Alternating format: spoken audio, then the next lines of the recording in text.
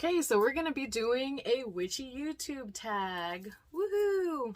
I love me some witchy YouTube tags. I think they are fun or challenges. And I also think that they really allow us to step out of our comfort zone, because typically we upload content that we have decided that is okay or safe or ready for us to do, right? And when it comes to tags and challenges, it's kind of like we had no idea this was going to happen, and then we get tagged and we're like, should we not? Or challenges, and it's kind of like, should I take this on, should I not? And then try to navigate it and see what happens. So I love these things, right? So let's just go ahead and get started.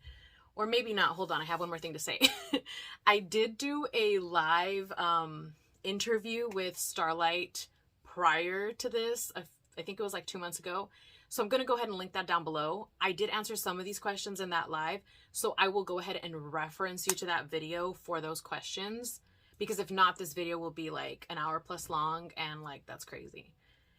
Okay, so we're going to do this witchy tag now, and before I forget, let me go ahead and give credit to who actually created this tag, which is the homegirl, Starlight, the Wild Witch.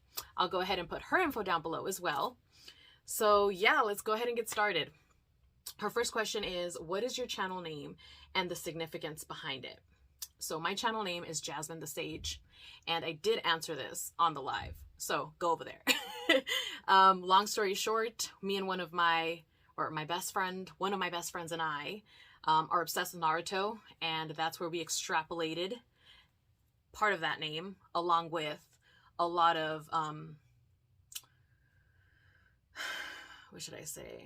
I kind of like dared myself to call myself that as well, just because of the connotations of calling myself a sage, and also being young and having imposter syndrome towards my own intelligence, or trying to achieve intelligence, or even thinking that I could call myself intelligent one day.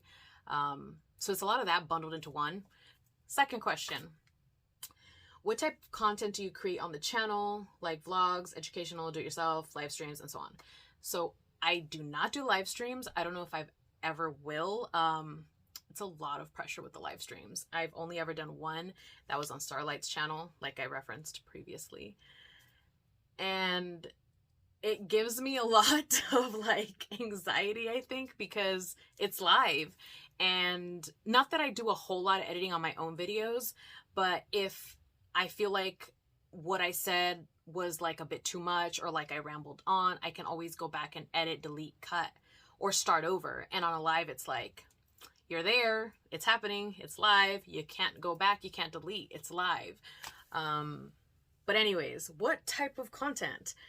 I think I do a lot of different things, because when I first started this channel, it wasn't even gonna be a witchy channel. Like, I never even saw myself doing anything close to this, not in a billion years. This channel started off as a booktube channel. And if you see like my first, I think like one or two, I don't know, couple of videos, that's the origins of this channel. And then I quickly realized that that was not going to give me the amount of content that I wanted to produce to be consistent, which was my main goal. I thought that it was, but it didn't. And then I started uploading like random vlogs of hobbies and things that I would do with my partner and my family.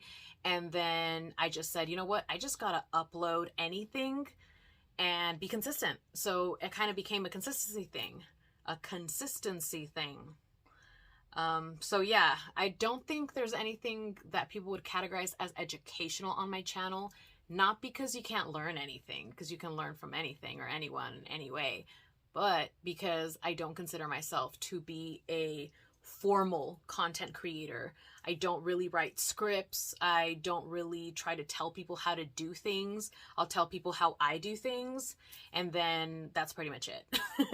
And it's not to say that I don't see myself as a teacher or that I don't want to teach. It's just that's kind of what the trend has been so far in the channel. Okay, question number 3. What inspired you to start your channel? I think it's part of like my continual effort throughout my entire lifetime to do things that kind of scare me. Putting myself out there, and the chance that people are seeing me is scary, to say the least. I know I've talked about this actually with Starlight, that, you know, social anxiety is huge, and it's very comfortable to pretend that your world is limited to just what you see on the day-to-day, and if anything happens, you could just hide in your room. So putting myself out there, even like publicly, physically, live, but also like on the internet where there's people that I may never meet in the real world or like in real life or whatever, it's very daunting. And you know, I think that's one of those things that I hated, that it bothered me. Like if something bothers me, it bothers me that it bothers me, so I want to do something about it, and that's one of them. So I think that's kind of what inspired me to start this channel, because I have in the past started previous channels. Details of that are going to be in the live I did with Starlight, because I think I go on talking about that for quite a while in the live, and I don't want to repeat that here, so go there for more details. Okay, fourth question. How long have... Oh, okay, wait, hold on. How long have you been on YouTube as a content creator? So this channel specifically, I published my first video, I think it was like in July of 2021. So it's like 2 years-ish. But yeah. Question number 5. What are your hobbies outside of your channel? I love to read, even if it isn't just witchy content. I like to read in general. Well, you could see like books here. Like, I don't think any one of those is a witchy book. I think there's some Game of Thrones in there. There's like some Native American tales. I think that's Interview with a Vampire. So I love reading in general. That I would consider that one of my hobbies, definitely. I also like the outdoors quite a bit. Hiking is fun, even though I don't do it nearly as often as I'd like. I like to go off-roading, mainly if I'm riding my dirt bike, but my partner does have an off-road vehicle, a Razor 1000 RR, and we do take that out every now and then. And I have drove it before, but it's not my favorite thing to do. Let's see what else. Oh, I love fitness. If you go onto my channel, you'll probably know that. I've been lifting weights for maybe going on 13 years.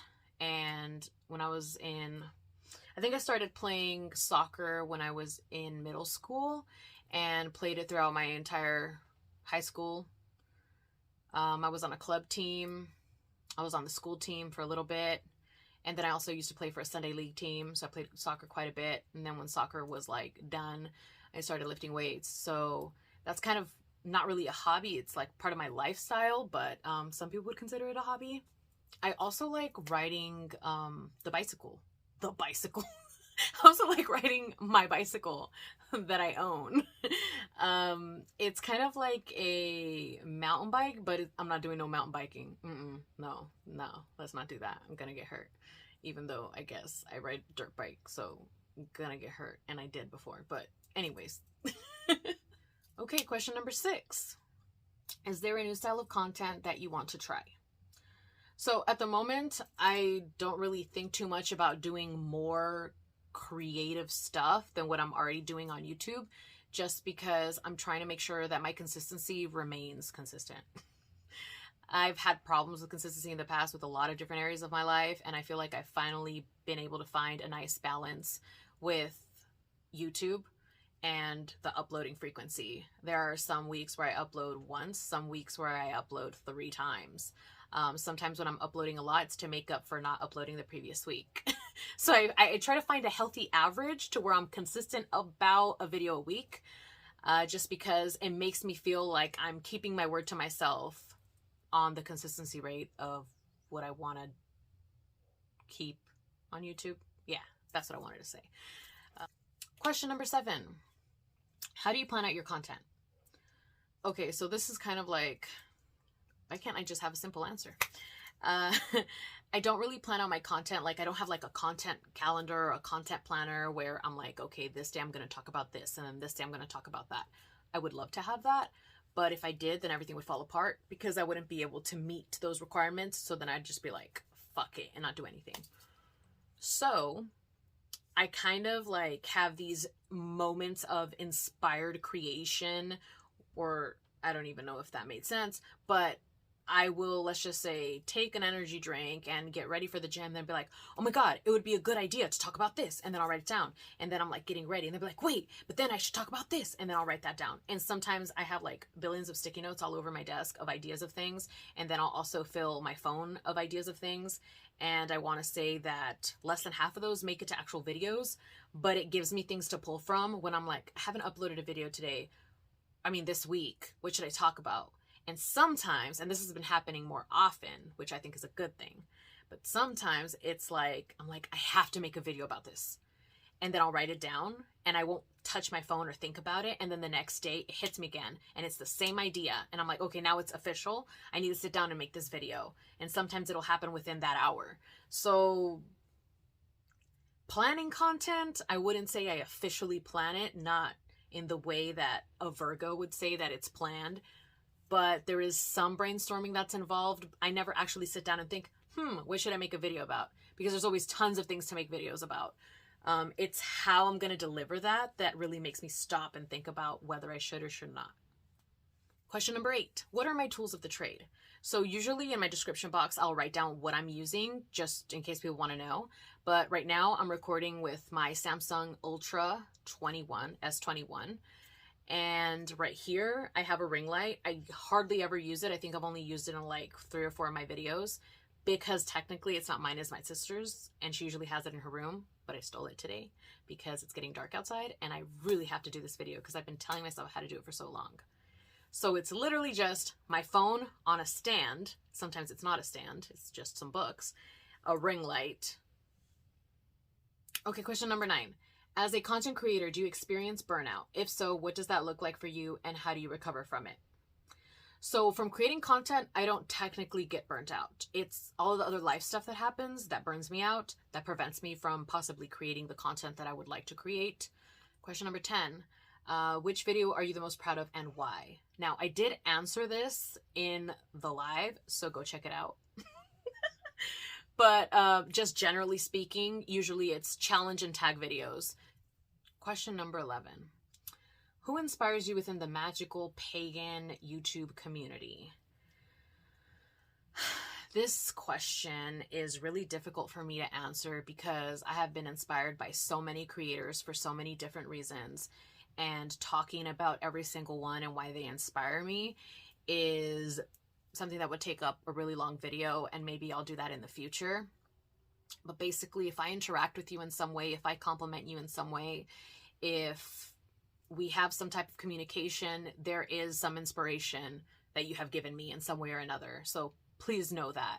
I don't like to say nice things to people just because. I usually say them with my heart. So if I have communicated with you at some capacity, you inspire me in some way. So I hope that you recognize that. And it doesn't matter if your channel is small or large. It's more about that one-on-one interaction that speaks to me more than anything. 12. Question 12. Are there any channels you would recommend? And this one is like, this is something that's also hard for me to talk about because I'm afraid that I'm going to forget somebody. But right off the top of my head, I'm going to think about the most recent ones that have taught me something or that I have learned something from. So I think about Angela's Symposium. She is an academic in the occult sphere. So if you want to learn something from an academic lens that is occult, esoteric, witchcraftish, spiritual, I would say pop on over to her channel and do a search. She has done videos on so many things. Like, it's crazy how many things. So I like her for learning. I would also say Foolish Fish is a good channel. I've binged a couple of his videos back in the day and I can't even remember for what, but I remember liking his content. He does a lot of book reviews, but usually I feel he's like a book collector. Just go on and check him out. You either like him or you don't. Do what you want with that. Who else? That I've recently learned from. Oh, well, of course, Working Dragon Mystic. I really like his content, and he's made so many videos on so many topics. Like, it's almost intimidating how many videos he's made on so many different topics, because as a creator, you feel like, what the hell am I going to talk about now? but I really like the amount of content he produces. And also, like, please keep in mind, I don't have to agree with everybody that I'm recommending in every single video that they've made in order to like them as a content creator or as an educator, because I see these people as educators of some kind. But they've provided some amount of knowledge in some area at some point. So I really, really like Working Dragon Mystic. He also has courses that he sells. He's actually one of the main reasons that I actually started becoming active with my dragon magic. And I've purchased his dragon magic courses. I've fully completed Dragon Magic 101. And I love that course. So I haven't talked about it before, but I'm talking about it now. So if you've made it this far, you get the juice. Another channel would be Esoterica. Or is it Esoterica? No, it is Esoterica. Also a scholar. Let's see, who else that you could like? Because I mean, I have tons of channels to recommend, but those are like my personal preferences as in like people. I was trying to kind of give like educational resources, I guess. I don't know why. That was just kind of like what I was told in my ear. Somebody whispered it. But there's a lot of channels that I would recommend. I think that would go along with the same vein of who inspires me in YouTube. I feel like those two should be like a video I make in the future and give more credit. But oh man. Question 13, my favorite number. Do you believe there are misconceptions about being a magical pagan YouTuber? Yes. I think that the way that I think about this question is kind of like, excuse me, what I thought about YouTube creators before I actually started making videos and interacting with people in the community. And that is that these people are better than me, smarter than me, have more experience than me, fill in the fucking parentheses.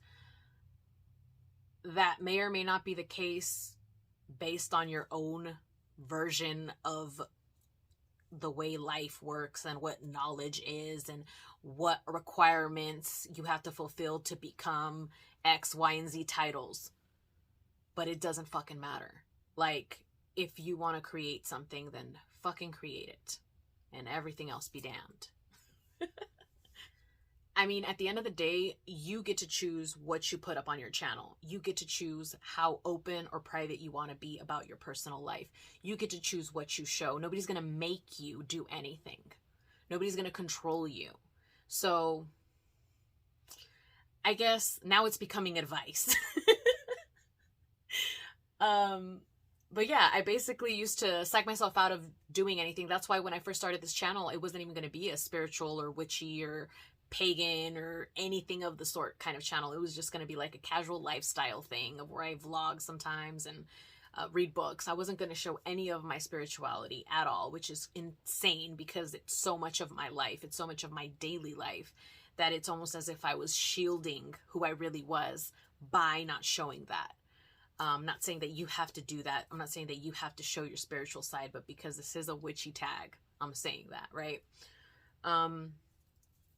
So what are you waiting for? If you want to make it, just fucking make it. Your community and the people that are going to be there for you will find you, and you'll find them. Question 14. What do you like and dislike about being on YouTube? My favorite part about being on YouTube, specifically this community, is the community.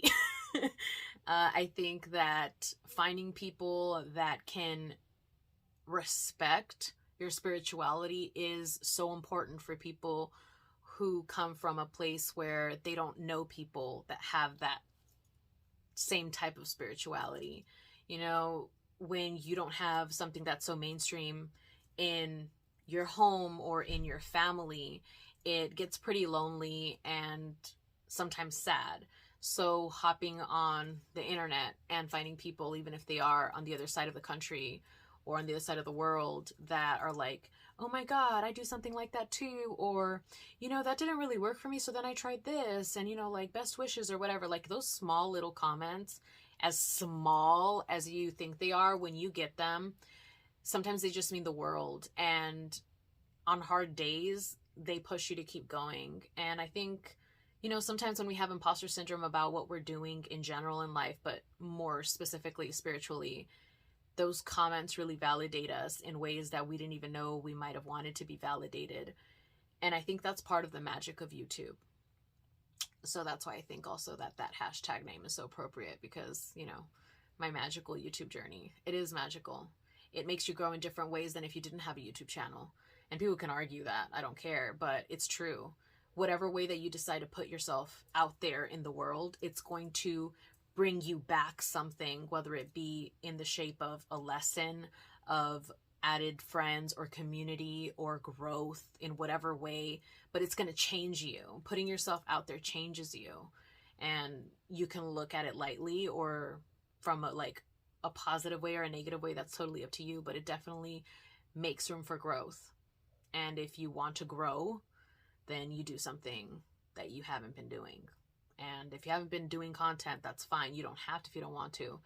But, you know, for me, it's been a game changer. It's been a life changer. And I don't see myself being as comfortable being who I really am in other scenarios or situations in my life had I not started doing it on YouTube first. So, yeah. Okay, I do have one thing that I dislike, but this is like mainly like YouTube algorithm bullshit. And this isn't about me and my channel. This is more about recommendations. There are so many like channels that I know I don't see, that I know I don't get recommended, even though I love to watch their specific type of content. And I know it has to do with the fact that it has to do with the esoteric, the occult, the witchcraft, the pagan. And that's a shame. And that's one thing that bothers me about YouTube. Question 15. What are some of the challenges and struggles you face creating on this platform, and how do you overcome them? On this platform specifically, apart from like technical issues,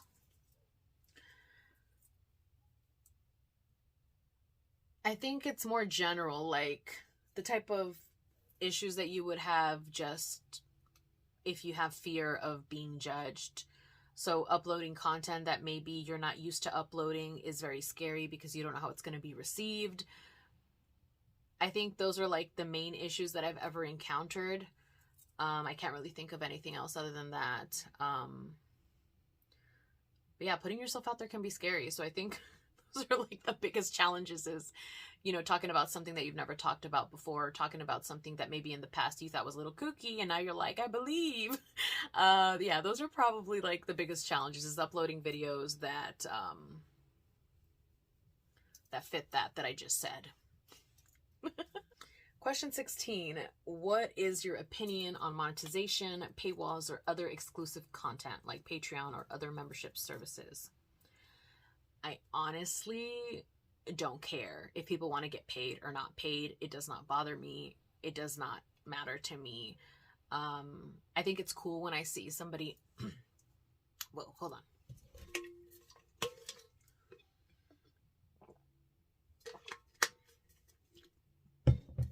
I think it's cool when I see somebody who was a small channel start to gain subscribers and then starts to monetize in whatever way they do. Because it's kind of like them telling the world, I know what I'm producing is worth something, and I know you think that too. So I'm going to put it to a test and see what happens. Like, that's kind of how I see it, and I think it's a really cool thing to see happen. I think the only thing that I don't even want to say bothers me, but okay, Patreon. I think Patreon is so fucking cool. And I wish I could join everybody's Patreon, but I can't, number one. Number two, I kind of feel like it's exclusive. And if I don't belong to the Patreon, then I can't be close to that creator. And that kind of makes me sad. But at the same time, I feel like if I do join their Patreon, then they're going to think like I'm in love with them or I'm a stalker. And I know this is crazy that I think this, but this is like, you know, but I love Patreon. I love the idea of Patreon. I think if I had more followers, I would probably create a Patreon. just because I always have a lot to say. And if somebody cares enough to hear me ramble, then that would be cool. But yeah, I have weird feelings with Patreon, but it's not like, you know, like I can't be part of your Patreon. It's just like, I feel weird about Patreon. I feel like it's almost as if they see me spying on them. Like, I know it sounds so stupid because obviously, like, you're creating videos on YouTube and you see however many views you get versus the comments you get. So these people that are strangers are watching you. You don't know what they look like. They're not even interacting with you and they're just looking at you. Like, the idea of that can be, like, so creepy but interesting at the same time. And I think a lot of us, like, forget that that's what's happening when we create content. But that's kind of how I feel like, but magnified on Patreon. And I know that sounds maybe a little cuckoo, or maybe makes sense. I don't know, but those are my 2 cents on that. Question number 17. Do you have any boundaries on this platform? Why or why not? So I feel like my boundaries fluctuate per video. And that's because I feel very bold and daring on some days, and on some days I don't. So on the days that I don't, usually I'm not creating content anyway, so it doesn't really matter. And the days that I'm feeling really bold, I'll create content and sometimes say things that, had I been a little fearful, I would definitely not have said. And then I'll upload it in like a daring way, like, oh my God, I'm doing this crazy thing. And then I'll upload it and then I'll like, oh my God, what did I just do? But that's just because, like I said, like, I'm trying to push myself out of my comfort zone when I create YouTube videos. So boundaries kind of like take a backseat to that. I'm obviously not going to just be giving everybody access to me just because I'm a content creator. I don't really have like any fear to people knowing where, like, what city I'm at or what state I'm in. I don't publicly announce it every day, but it's not something that I fear. I think it's because my Instagram has a good amount of followers. It used to have way more back in the day when I used to like be on like my biker chick shit. And it was public. It's still public now. It's not private, but I don't go announcing like where I'm going to be at every second now. But I used to do meetups a lot within the biker community. So I'm not really like scared about people knowing information about me because there's a lot of things that are out there in the internet that's not private. So I don't know. I don't really have like some crazy boundaries that I could think of right now. Question 18. Do you have any current goals for your channel? First goal, to continue. Like I said, consistency, number one goal, number one, everything. So consistency, number one. So to continue, that's like the number one goal that stays at the top. The second goal would be maybe in the future, once I'm a little more secure about my consistency, is to maybe align, excuse me again, my video content, my content in general, to be more in sync or aligned with my general aesthetic. I think you kind of get an idea because my background is my room. So it's like you get some like witchy dark academia, but then you got some colorful stuff going on. And if you look at some of my posters, they look like kind of alien neon. There's a lot of stuff going on here. I like a lot of things. I like a lot of different styles.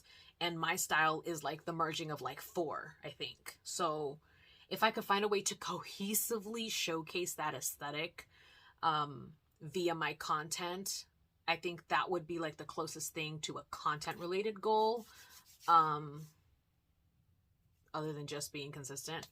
So I think that in regards to growing my channel, I honestly cannot make up my mind. I cannot make up my mind if I want to grow, or if I want to stay small. And this comes from me starting the channel and being so scared to be seen that I didn't really want a whole lot of people to see me. And for the longest time, my channel was just like 10 or less subscribers, just my closest friends. And that's kind of where I wanted it to stay. And then as soon as I did the Neo-Pagan November challenge, I kind of saw that that was not going to be the case, and I became okay with that. but I still don't know if I want to get any bigger. I don't know if I want to take on the responsibility of being a bigger channel.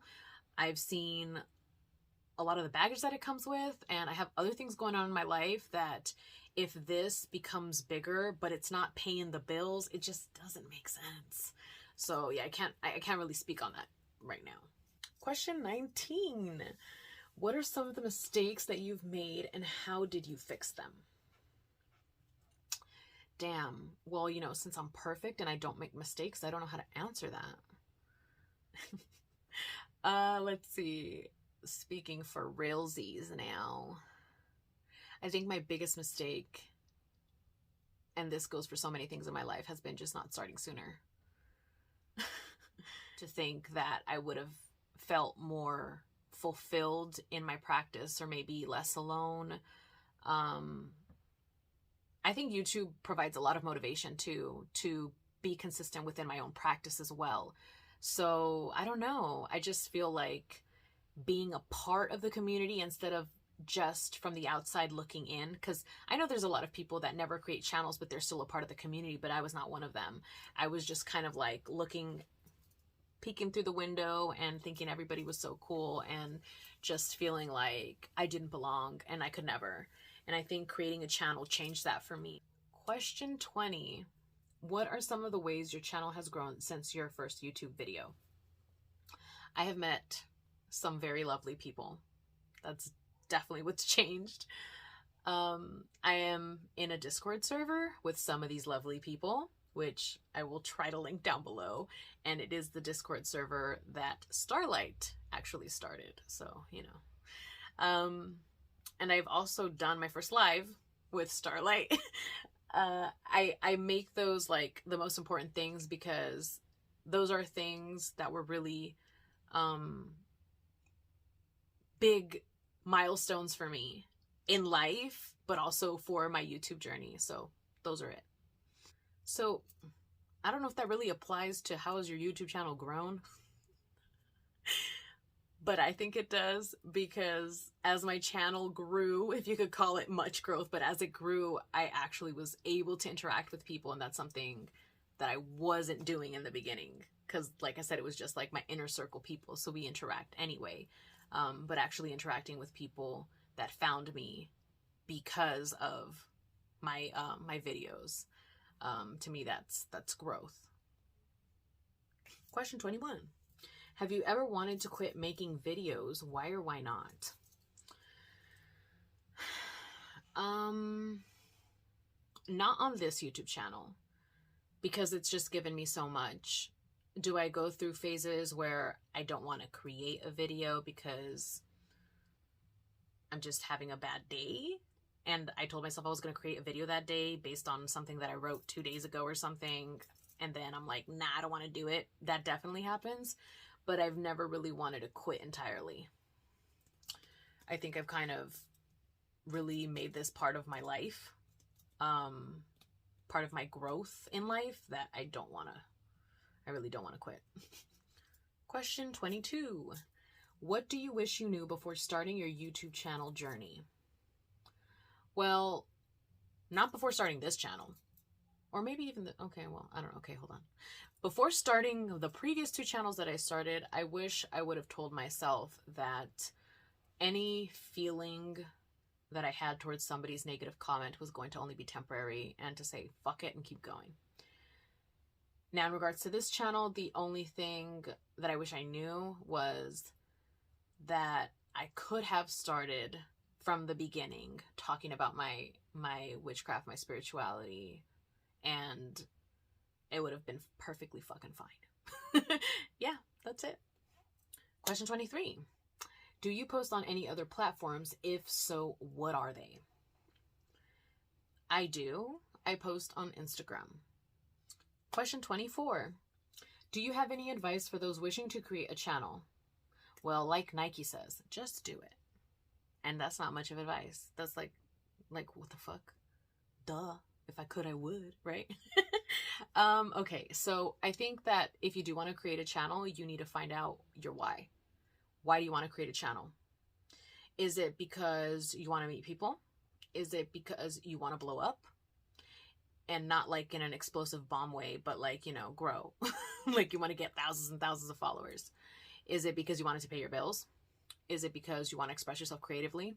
You need to find out why so that you can find out how to approach that.